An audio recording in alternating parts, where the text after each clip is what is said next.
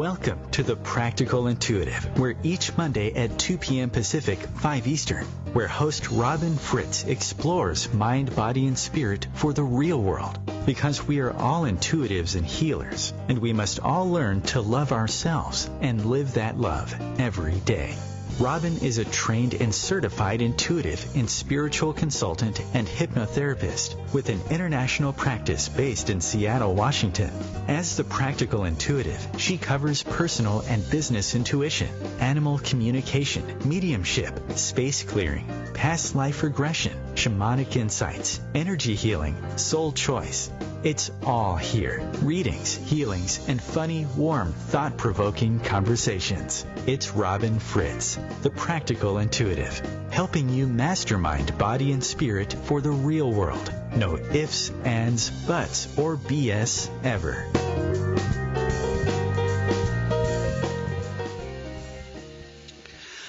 Welcome to the Practical Intuitive, Mind, Body, Spirit for the Real World. It's Robin Fritz, and it's August 5th, 2019. It seems like, oh my gosh, it's the 8th month of the year, and we're deep into summer here in the Northern Hemisphere. So today we're going to be talking about clearing our spaces, and I'm going to look briefly at Feng Shui, about space clearing, and a modality I created called space cooperating, why you want to clear your spaces and how that helps you to be your best, and a real frank conversation on what that means and why we haven't been doing it and why we should be doing it, and what our homes have to say about it, including our businesses. So a lot to cover today. If you have a question about your space, want to ask a quick question, or share your experiences with clearing your space, you're welcome to call in to 202-570-7057. If you're shy or you're listening to this in the archives and you have a question you'd like me to cover on the show, please email me at my website, robinfritz.com. It's ROBYNFRITZ.com. And let me know what that is. Every once in a while, I devote a show to people's questions, and I'm happy to cover those. So today, again, we're going to be talking about clearing our spaces, what that means, what we need to consider when we do that, and what it means for our spaces themselves, which is part of the problem with the other modalities of space clearing that I'm familiar with. But before we get really deep into the show, I'd like to start with a quick grounding and balancing meditation, if you will, with the crystal Fallon. Fallon is a citrine Lemurian quartz, an ancient power crystal. And imagine that you're connecting to him in the way that your intuition works most strongly. So during this hour, especially here as we get grounded and balanced together, you may see pictures, you may hear him chat with you, you may feel his energy, or simply know that you're connected to him in this hour. This is your time to find practical ways of developing your intuition and supporting mind, body, and spirit. So take your attention to the top of your head. Relax in your chair, and as you do that, imagine mind, body, and spirit coming together as you breathe down your body from the top of your head to your bottom of your feet and back up again. So breathing down. Top of your head, down your face, your neck, your shoulders, your chest, your hips, your knees, and your feet. Just feel the cares of the day washing away and giving yourself this time for yourself. And now breathing up from your feet, past your knees, your hips, your chest, your shoulders, your throat, your face, and the top of your head. And imagine, if you will, that you're connecting to this gold light that comes from Fallon, and imagine it going straight to your heart, and with each beat of your heart flooding your body with healthy energy.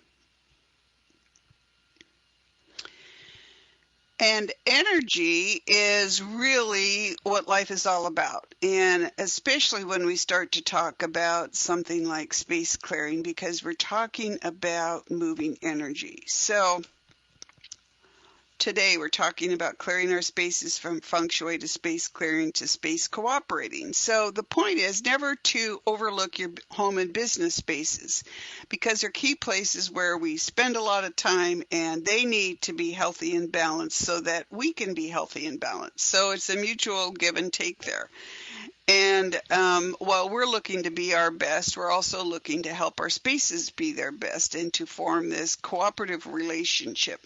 It's part of my view of the world that I learned by working with non-humans, from weather systems to homes to businesses and cars and animals and trees and whatever it is out there. Everything is alive. Everything has a soul, has consciousness, has a job to do, a choice about doing that job, and opinions. And really, you see that a lot with your animal family and how they respond to you. But the next biggest thing in learning to live and develop ourselves in the world is our relationship with our homes and our business spaces.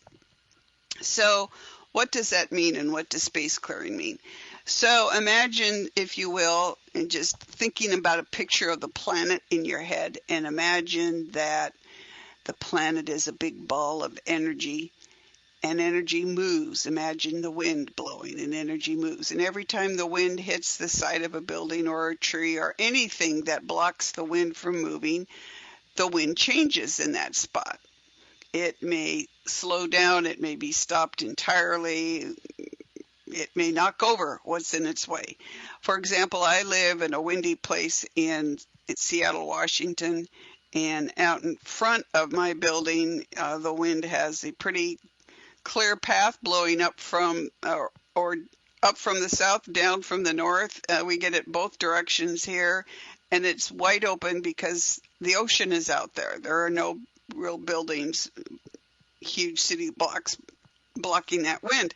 But in the back of my building, there's a hillside and there's neighbors on either side, and it's much calmer on a stormy day. So when it's really stormy, my habit in the last 20 years has been to take my dogs out in the back where they're safe to do their thing in a big windstorm.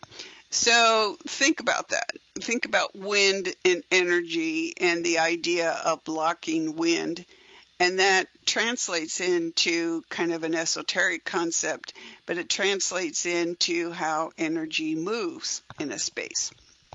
And it's a real good visual for you to imagine what happens in the spaces that we live and work in. So we have four walls to our home, so to speak. Four walls to our businesses. We may have a cubicle in a business or an office in a business, but either way, those are places where energy flows. And imagine that if it were wind, it's flowing into each room, being blocked by a wall, all kinds of things. But energy is obviously more diffuse than wind, but the idea of energy getting blocked means that in one way or another, energy gets stuck. Now, we as humans have known this throughout the ages, but here in Western society, we've forgotten so much over the last 300 years or so that we've forgotten that we've had past lives. We've forgotten that our souls are eternal.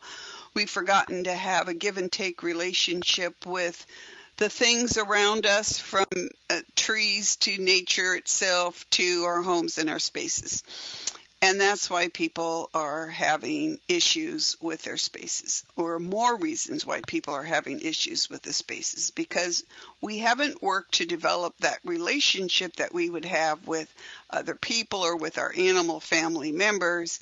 And our need to support those spaces and accepting their support of us has just disappeared from our consciousness. So it's a passion of mine to reconnect humans with non-humans. So when we talk about space clearing, one of the things people immediately leap to is the idea of Feng Shui. Now, I will have to say up front that I do not do Feng Shui, and I probably will never do Feng Shui because I found a different way of connecting with spaces. But a lot of people value it and have found value in it over time. And it is an ancient practice, comes out of Eastern cultures, the name. And Feng Shui, the name, is translated as wind and water. So the idea of good, healthy Feng Shui is to bring good health and good fortune into your space. It's an ancient idea. It's helped people connect to the land around them and have respect for the planet as a living being and as all beings on it as being alive. So in that sense, it's something to take a look at, just in terms of understanding our history. It's also, as they call the yin and yang, or yin and yang of life, the balance of masculine and feminine. So I'm not going to go into Feng Shui in a whole lot of depth because, as I said, I don't practice it.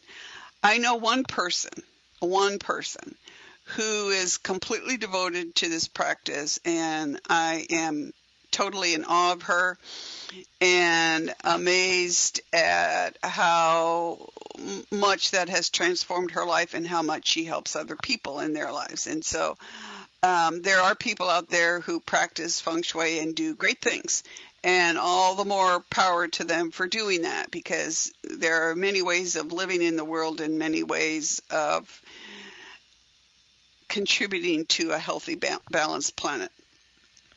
But my problem with Feng Shui is that a lot of people bring it down to a rote thing. So they have the bagua and the rituals and methodologies and the map of your space. And so if one thing in a space is in the wrong place, then you've messed up your life, or you've messed up your space. Or if you don't have end tables on either side of the bed, then you're not inviting romance into your life. And I just don't operate on that wavelength. For those who do, the comfort of having rules like that could be useful, as long as it doesn't keep you from really getting down into exploring yourself and your space as living entities. So let me explain that a little bit more. A lot of times, people who practice Feng Shui come into my house and scream because I have color everywhere. Well, color is energizing for me. And a lot of people look at Feng Shui and think it all has to be white, and that's not true either. Feng Shui practitioners they're honest and dedicated and skilled, and some of them spend many years developing a practice, and there are different kinds of Feng Shui practices. And it all means something, and that's great. One of the things that I have noticed is that I think that over time, and I'm talking about a couple thousand years, I think Feng Shui goes back 3,000 years, is that people, it came down to details and symbology that means one thing and one thing only. For example, the color has to be right. Somebody told me you need a blue pot on your deck, and I'm like, whatever, that means this, and something else means that, and water is this, and that's a wealth area, and that's a romance area, and that's too rigid for me. And it also doesn't fit at least Western European and American building practices, as we've never paid attention to Feng Shui or even building buildings on top of portals, which I have discovered a lot in my space clearing practice. So the object then is, but the situation with Feng Shui, as I see it, is once I developed my own space clearing practice and really started working with the different beings on the land and started talking with them and finding out what they thought, is that the people who originally developed Feng Shui were actually having the same kind of relationship with the land. They were out there consulting with the land, finding out what the land needed, helping people situate buildings on properties that were okay to develop on, as opposed to properties that weren't okay to develop property on. And they were trying to help people create a real relationship with the land. Over the years, it got divided into this, you have to do this way and that way. Now, it isn't Feng Shui only that has a problem with symbology as I see it.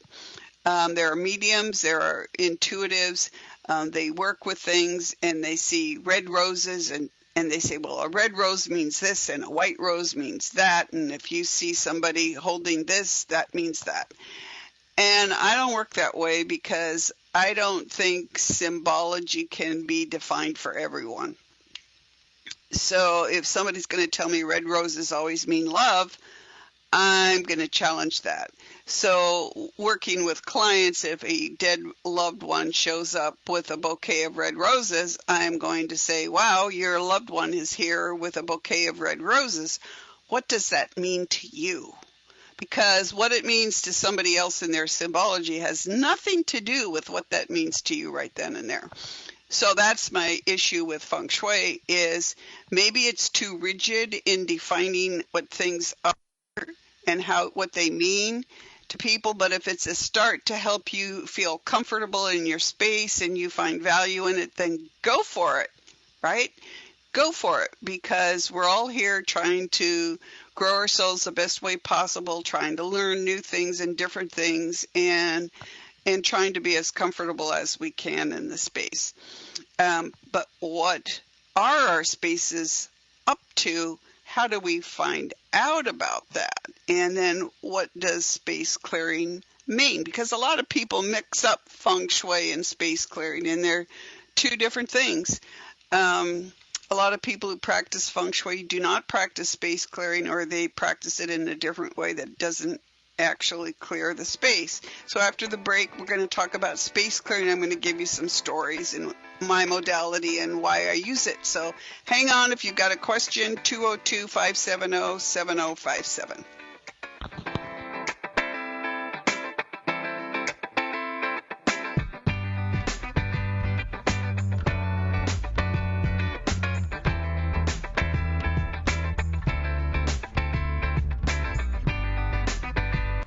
Your conscious connection to a more mindful world. OMTimes Radio, IOM-FM. OMTimes Magazine is one of the leading online content providers of positivity, wellness, and personal empowerment. A philanthropic organization, their net proceeds are funneled to support worldwide charity initiatives via Humanity Healing International. Through their commitment to creating community and providing conscious content, they aspire to uplift humanity on a global scale. OMTimes, co-creating a more conscious lifestyle. Hello, I'm Lisa Berry. Join me every Monday at 1 p.m. Eastern Time for Light on Living, a chance to see new, hear different, and feel more as I shine the spotlight on all the ways to lighten the load of life's challenges. Light on Living is your link to that new way you're looking for, that new understanding that will enhance your life, and that positive connection that will support your growth. So join me, and you'll gain insight and start to see things in a new way that motivates you.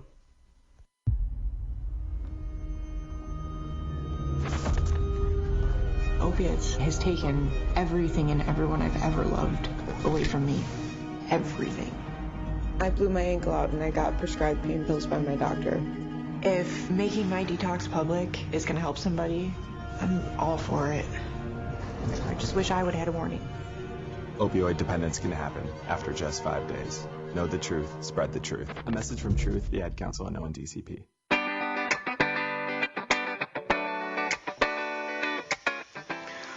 Welcome back to the Practical Intuitive Mind, Body, Spirit for the Real World. It's Robin Fritz, and we're talking about space clearing. Feng Shui, space clearing, space cooperating, why you would do it and what it is. Okay, so a lot of backstory there. Space clearing is a way of clearing out stuck energies.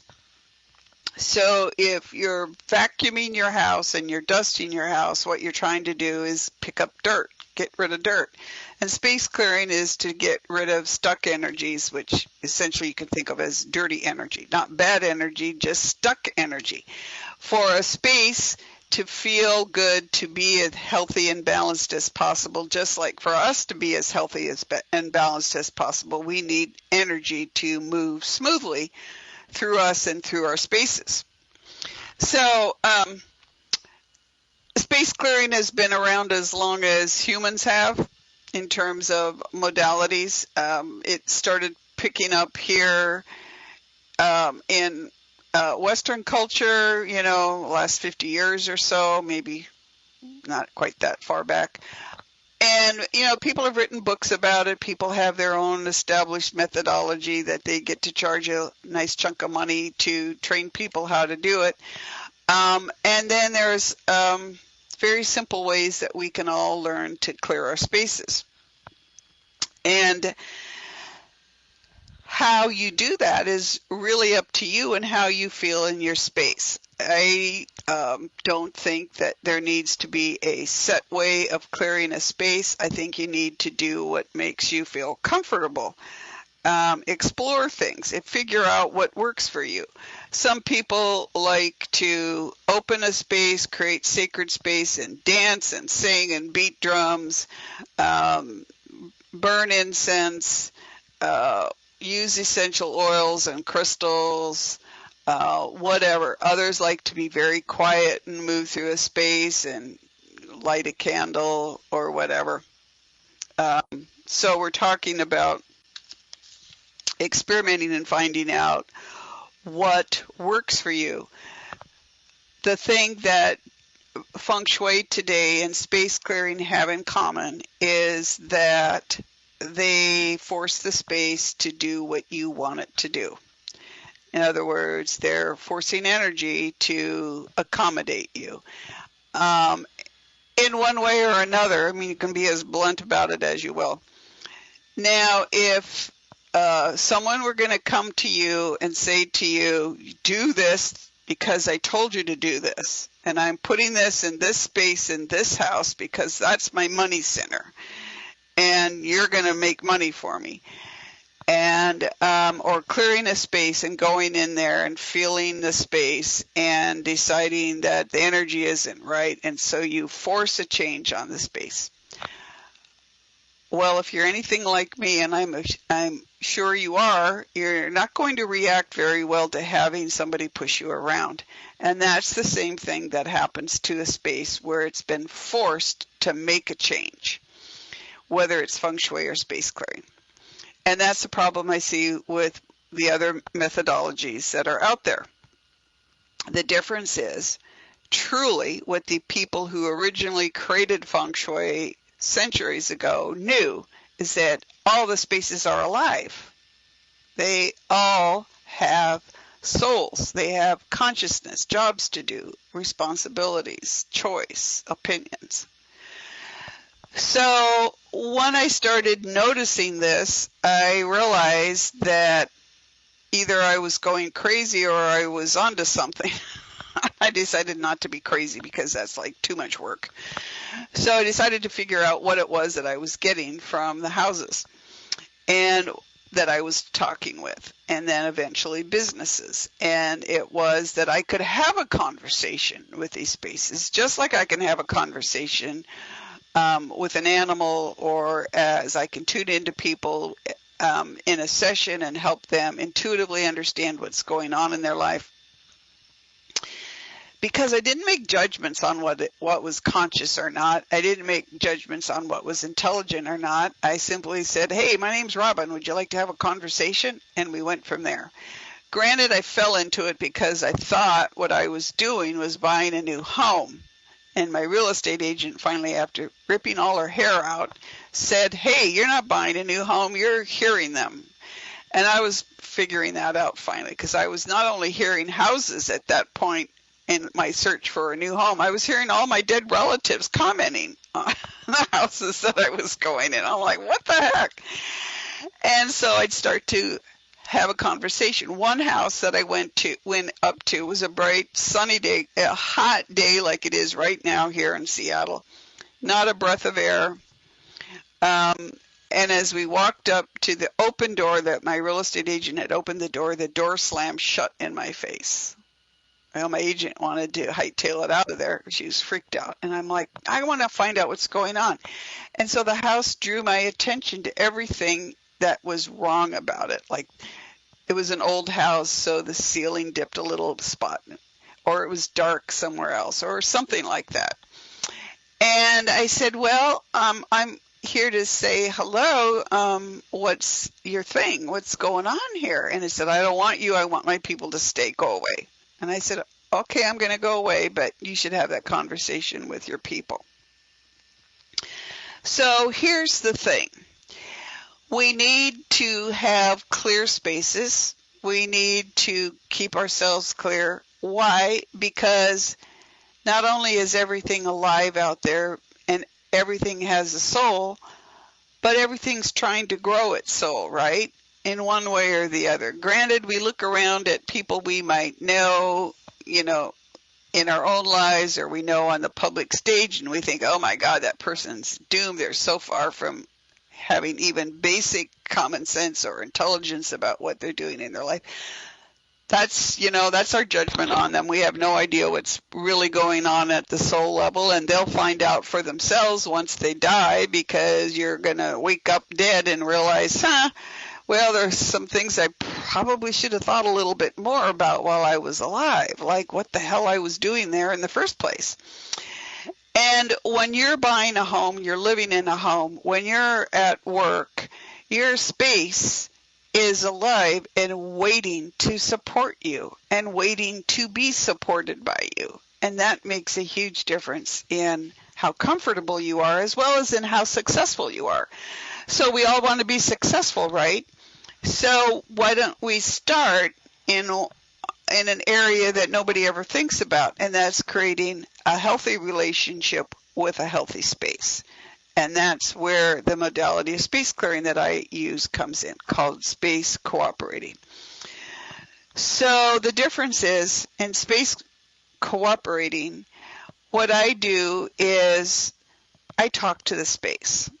And I sit down with it and I say, well, here's a list of questions from the people that asked me to help you clear yourself. And what do you think? And now tell me what you need and want. And then I'll go back to the people and I'll say, well, the space says this and the space says that. And how do we compromise? How do we come together? How do we negotiate change? And then we go back and forth, in the space and the people decide what they're going to do together. And then the actual clearing takes place. So there's a huge conversation that happens up front with the space, which no other space clearing methodology even thinks about, right? Which is why they don't work. And because you can smudge a place to doomsday, but if something's there looking at you and not really interested in changing, then nothing's going to happen. Because the tools of space clearing are simply tools that make us feel better. They're not really doing anything but making us feel better. They're not necessarily clearing the space.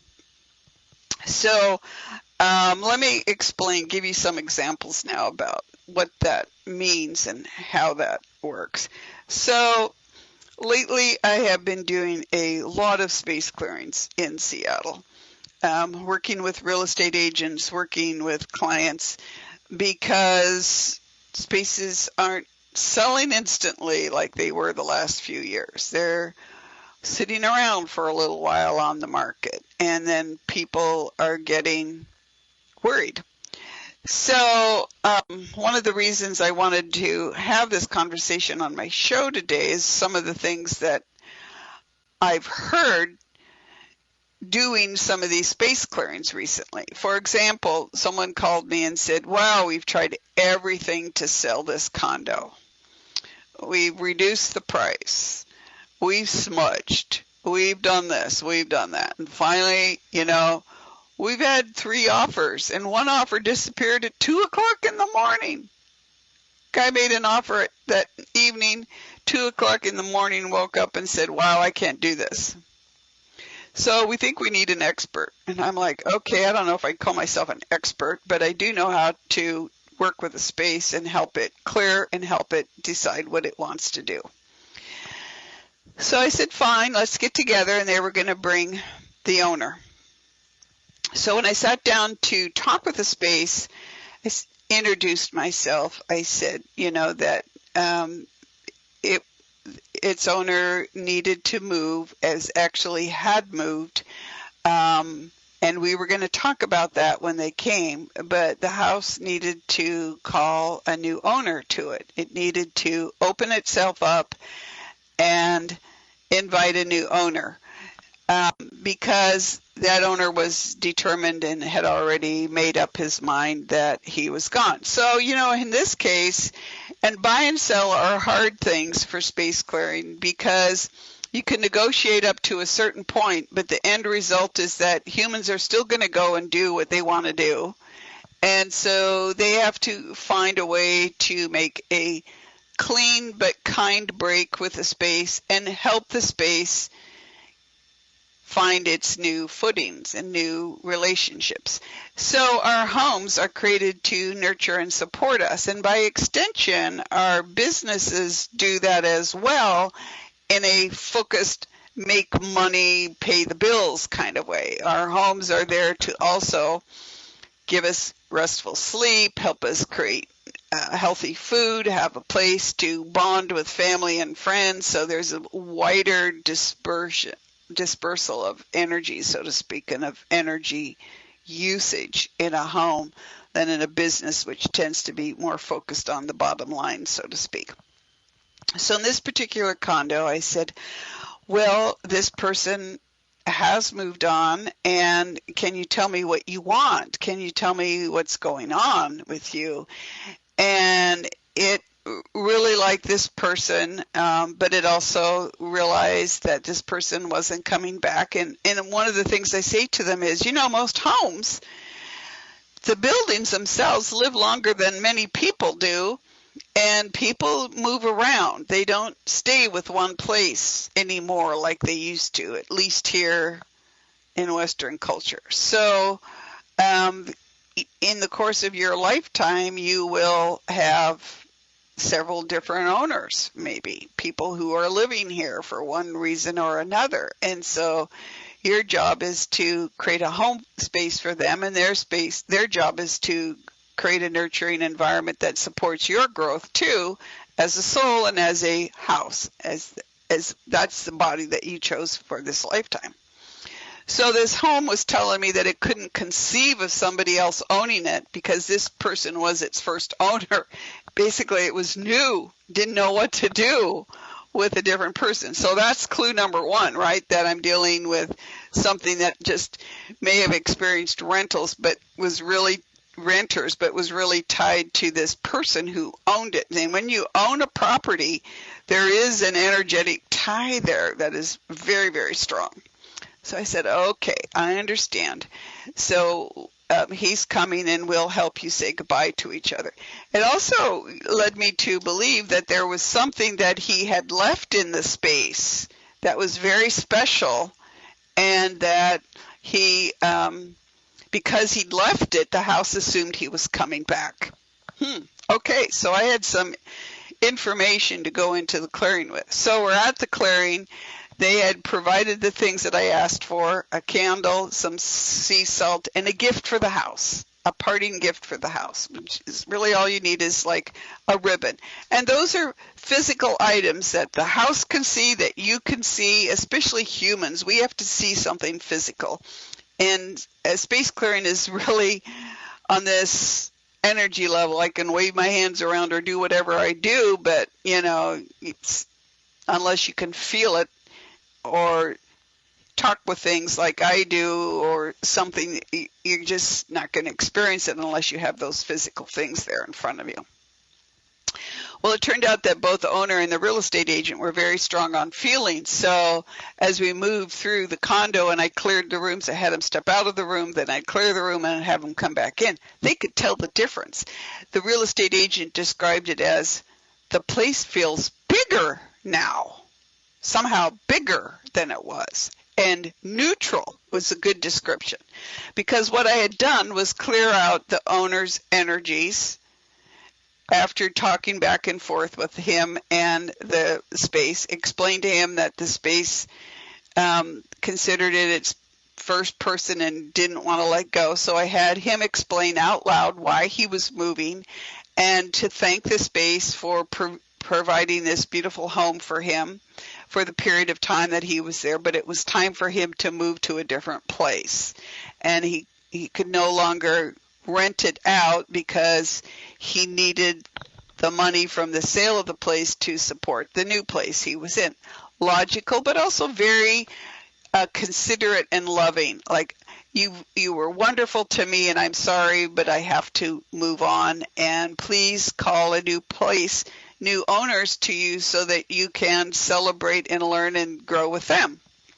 So I said, well, do you have a safe here or something that like a time capsule or something that you put in the walls of this place, because it feels like you left it says to me that you left something of yourself behind, and I don't know what that is. And he's looking at me and he's like, no, nothing like that. So we're going through the space and we get to the den. And he said, this den I created from just blank walls. And he said, I designed and built this whole desk and wall system in here in this perfect office. And I went, that's it.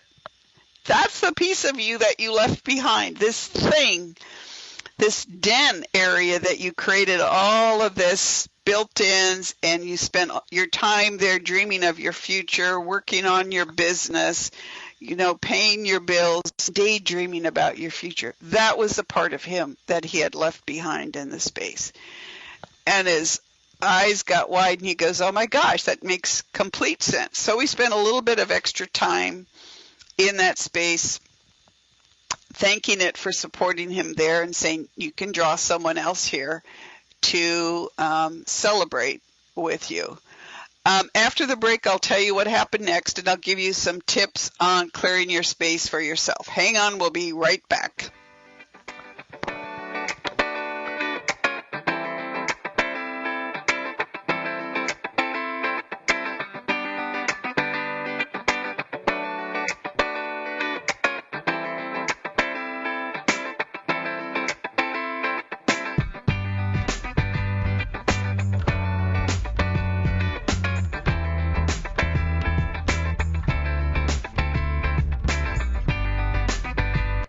A conscious lifestyle for a mindful life.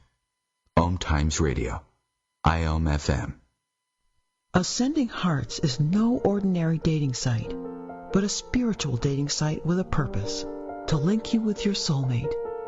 We engineer the serendipity so you can trust that you will attune with someone that has the same matching vibration as you. Ascending Hearts, the conscious dating site for the spiritually aware. Try Ascending Hearts for free. AscendingHearts.com. Hello, I'm Sandy Sedgbeer, host of OMTimes Magazine's flagship radio show, What is Going On? My passion is sifting through information, research, and innovations from new thought teachers, speakers, and researchers pushing back the boundaries of what we know about life, energy, metaphysics, and the universe. I love shifting perceptions about who we are, why we're here, and how quickly impossible becomes normal when we open our minds, expand our awareness, and accept that the only limits that exist are those we place upon ourselves. So if you're the kind of forward-thinking, eager investigator of what lies beyond the current reality that most perceive, why not make a date to come play with me in the field of possibilities at 4 p.m. Pacific Time, 7 p.m. Eastern Time every Thursday, and together we can discover what's really going on. Imagine being fired because of who you love. Imagine being denied medical treatment because of who you marry. Imagine being evicted because of who you are. Millions of Americans don't have to imagine this. They have to live it. Because in 31 states, it's legal to discriminate against LGBT people. Get the facts at beyondido.org. Brought to you by the Gill Foundation and the Ad Council.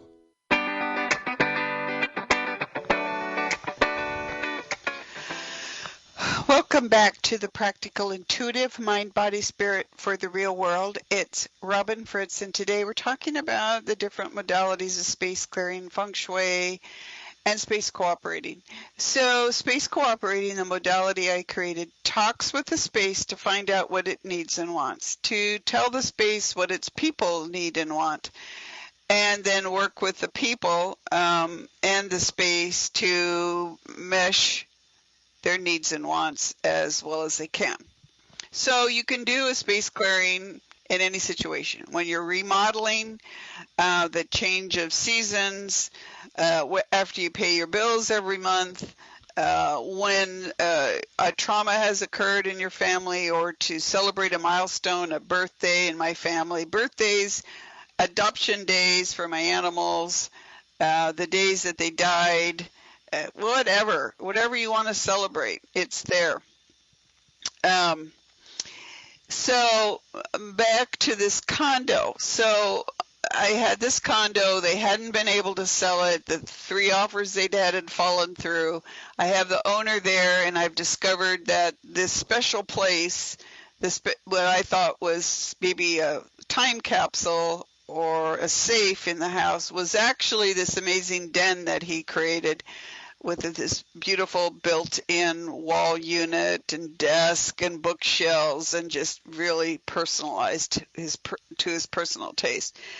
And he had spent so much time there that it was very special to the home. So as we went through all that, and I teach all my clients how their intuition works so that they could understand what they were getting when we were doing the clearing. So both the agent and the owner were very strong on feeling, so they could feel the house shifting and getting ready to say goodbye and start to welcome a new family in. And as we were leaving, and I had him say goodbye to the house and to thank it again. And then as we were walking out the door, he goes, "Well, goodbye, house. I'll be back to say goodbye when you sell." And I go, "No, stop right there. You're not coming back here. You're never coming back here. You can't come back into the space, because even though the space knows that you're leaving, it's going to hold out if it thinks you're going to come back again. That's just the way we are. We don't want to break up, right? And it's hard. It's hard for those. He says, "Okay, I'm not coming back, and thank you, space, for being my home." And it was very emotional, and we were all 3 drained as we left. They got 2 offers that night, and the condo sold in 6 hours. And it did sell. I mean, they didn't back out. They had 2 great offers. And the condo now has a happy new family in it, and completely different from what it had then. So the condo is off on its new adventure, and the owner is happy and settled in his new adventure. And we had a successful clearing. And why did we have a successful clearing? Because we considered the feelings, we considered the soul needs, and the emotional, basically the mind, body, spirit needs of the space itself. And that's where all the other modalities of clearing, of cooperating, or learning to work with spaces fall down. They don't really completely recognize the spaces as being alive and as having feelings and having contributions to make, and the people living in them miss out, and the people clearing them miss out. And so you can go into a space and you can ring all the bells you want and light all the candles and smudge it to doomsday. But if you don't find out what that space needs and wants, it's not going to be a successful clearing. On top of that, if the space is haunted, and a lot of spaces I go into are,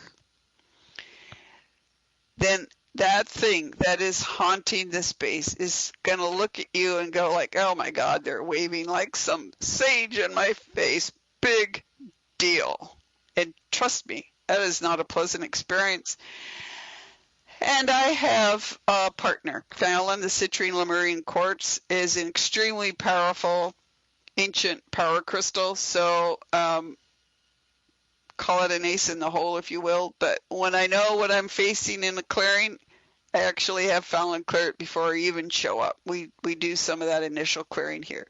And if I feel like I need to, then I actually confront that being that's haunting the space when I'm there in the space. But I make sure I'm really well protected. Nothing comes into me, and I make sure if people are with me that they're protected. And if I don't feel it's safe for some reason for the people to be there, then I'll do it by myself. And I've had cases where I have cleared it remotely because I didn't consider it safe to go. And that's just the way it is. And we have a lot of that in Seattle because Seattle's got these whole open portal kind of things. And I know you're going like, what the hell are you talking about, Robin? It's okay. There are portals to different dimensions all over the planet. And a lot of them happen to be here in Seattle. And so there's a lot of unstable ground here. Not necessarily related to the 1,000 earthquakes that we get a year here. Little tiny ones that most people never feel. But all part of the things to consider. So if you're going to clear your space, what are you going to need? Okay, so clearly the first thing you really need to do is to, as I talked about on Facebook Live this morning, which you can look up at the Humanity Healing page there on Facebook, is to set your intention and to really decide what is the intention for you. And I'm not talking about quantum physics where you think your idea is going to change the face of reality, because that's completely bunk and it's going to screw you up royally. I'm talking about setting an intention for yourself. What do you need and want from that particular space clearing? What do you need and want from that space?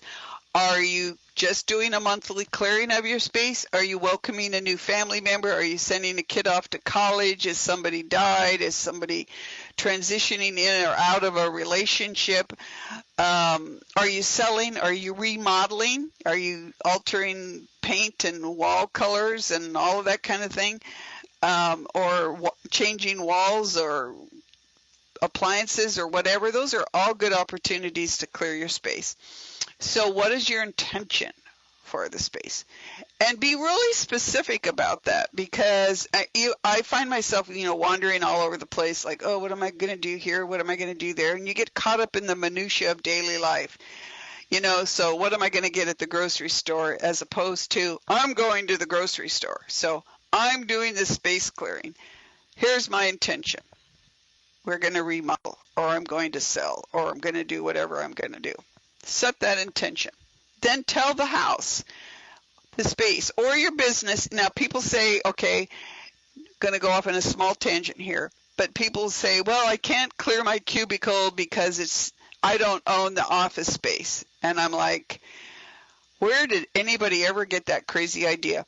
If you're occupying a cubicle in an office or an office in an office, it's your space. It's the space you're doing your work in. So, of course, you can clear it, and you better clear it, or it's going to have all kinds of energies from different things that are going to mess you up, and you're not going to be your best at work. And remember, we can all be selfish. Clearing our spaces is helping us, right? It's also helping our spaces, of course, because otherwise it's not going to be successful.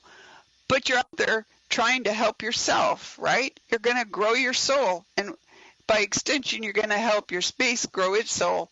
So who cares who owns the building? You occupy the space in that business, and you need it clear. Even if you're on a retail floor and you're walking around, you're still part of that space, so you can keep it clear around you. So a lot of people have rituals and tools. You can create your own rituals and tools. You can have a mantra that you say when you start it. I say I'm opening sacred space, and I'm calling the spiritual teams of this client and this agent and the house itself, or whatever it is, and my crystal partner, and what the animals in the house, or whatever. And at the end, when I close the space down and thank everyone for being there. What happens in between depends on what the goal is for that particular clearing. Now, a lot of people will use all kinds of different incenses, sprays, essential oils, flowers, candles, feathers, whatever. And none of that is really necessary. What's necessary is the ability of the person doing the clearing to move energy in a healthy way that will clear the space and the people in it. That's what matters. I use some sprays and I use a bell, but I use it for the benefit of people who need to have something physical to hang their hat on, so to speak, while they're undergoing probably the first space clearing ever. And it also wakes the space up, because you could say you're going to clear the space till doomsday, nothing ever happens. But when you have these rituals and tools, the space is like, oh, something's happening here. It's party time, whatever. So if it makes you feel good to include those rituals and those tools, then by all means use them, but consider them partners, not things that you manipulate. So whenever I get ready to go do a clearing, I pack up crystals and I sit down with my crystals and I'm like, okay, I'm doing this today. This is what I'm doing, and who wants to go along? And I can tell what's going to happen during the clearing by which of the crystals pops up and says they're going along. I can tell that there's something going to happen with the owner who's going to be there, and what clearing I can help the owner accomplish because this particular crystal stepped up to the plate and offered to come. So I'm not fond of sage. I like sage in my food, not in clearing. A lot of people think, well, that's the only thing you can clear with. Palo Santo's a good one. I'm actually creating my own line of sprays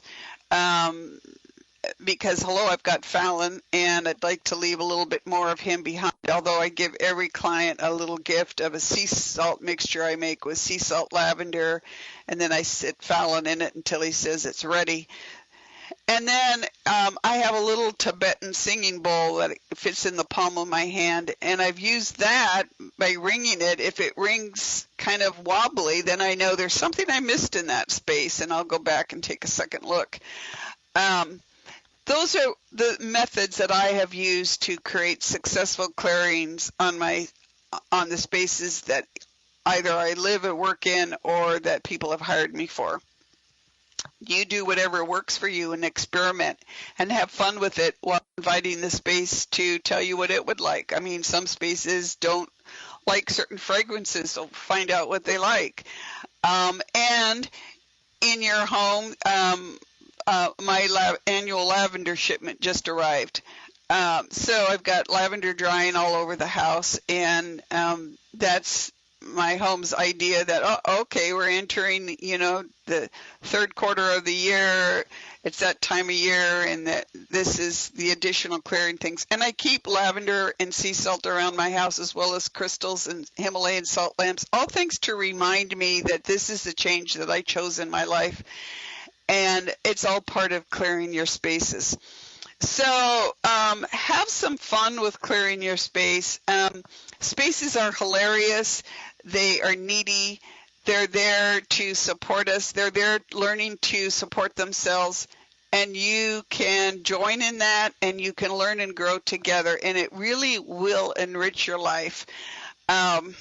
If you have any questions on that, email me. Let me know at robynfritz.com. That's ROBYNFRITZ.com. And go ahead and try the other methods. Play with Feng Shui, play with space clearing, play with actually having a conversation with the space, and let me know what your experience is, and share it with other people, because the more that we take these old things and bring it forward into our culture, the better off we're going to be, the better off the world around us is going to be. And gosh, it's dark out there, people. And we need love, and we need light in the world, and keeping yourself and your space clear, and you clearing yourself at the same time. I always clear my clients at the same time as I clear their spaces.